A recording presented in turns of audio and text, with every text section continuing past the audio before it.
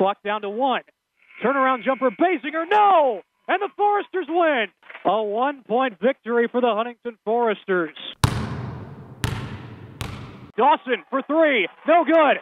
Rebounded Knapsinger, and the Foresters have won.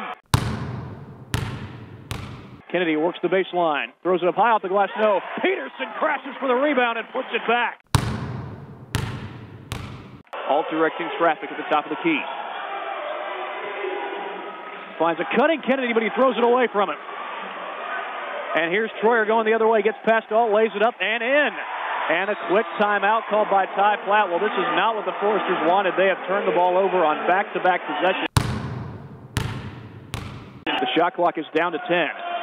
Teeter inside the perimeter finds Baster. It's down to 5. Down to 4. Merriman's going to try a 3. Got it! Widener into the lane. Off-balance jumper. Can't knock it down, and the rebound by Merriman. He almost had it stripped away from him, but just barely was able to hold on to that basketball.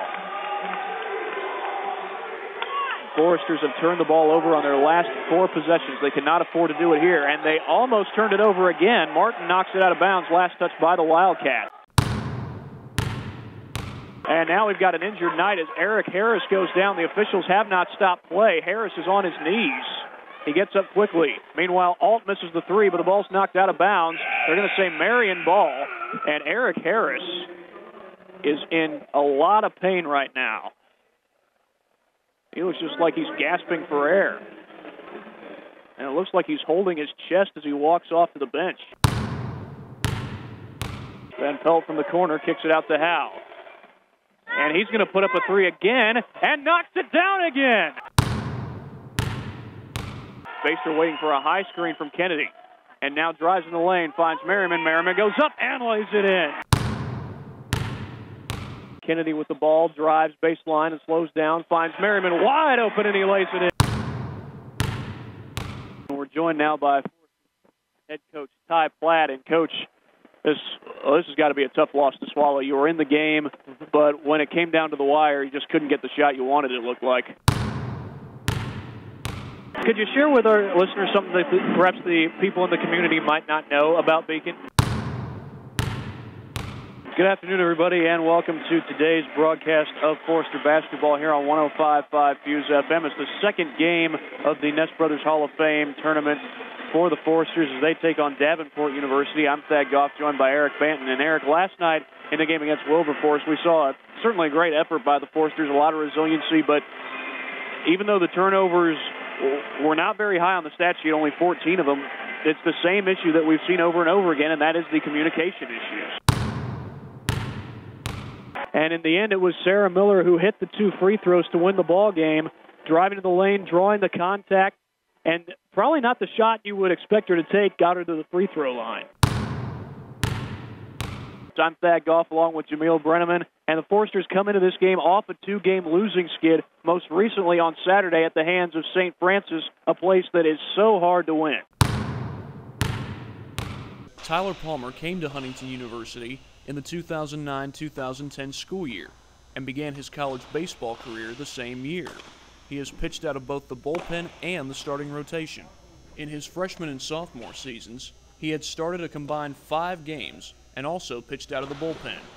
This year, he had started 11 games. Head baseball coach Mike Frame has seen both positives and negatives from Palmer. He's somebody that's competitive. I think he's gotten a little bit better each year. Pretty good breaking ball. He struggled a little bit this year to throw strikes consistently, but when he does that, he's pretty effective. But in 2011, Palmer became a 2-sport athlete. He joined the Huntington basketball team as a junior through an open tryout. He was one of 2 people to join the team through the tryout. I told myself I wanted to and never really saw an opportunity, but then they had an open tryout, and Coach Platt said that pretty much anyone could come at the school, so I decided I would give it a shot. Palmer only played 6 games on the team.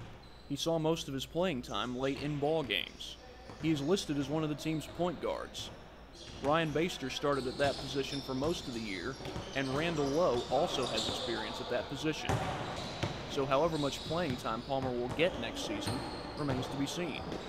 But head basketball coach Ty Platt has seen some positives from Palmer.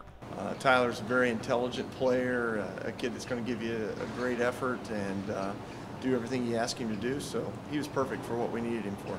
This past year, Palmer finished out the basketball season, which ended February 22nd, before rejoining the baseball team, who played their season opener 2 days later. I started throwing in late February and kind of got back into it. I missed the first trip of the year, but slowly worked my way back into the rotation. Palmer did not miss any basketball practices or games while baseball season was going on, but he has missed opportunities to get together with his teammates for open gym. For many student athletes, balancing sports and schoolwork is not easy. It's even more difficult for two sport athletes, which is something Palmer knows firsthand.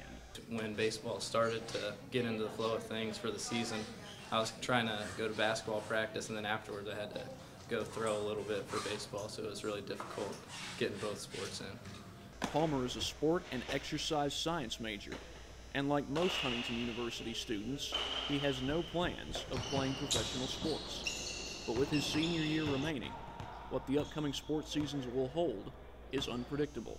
Reporting from Huntington, I'm Thad Goff.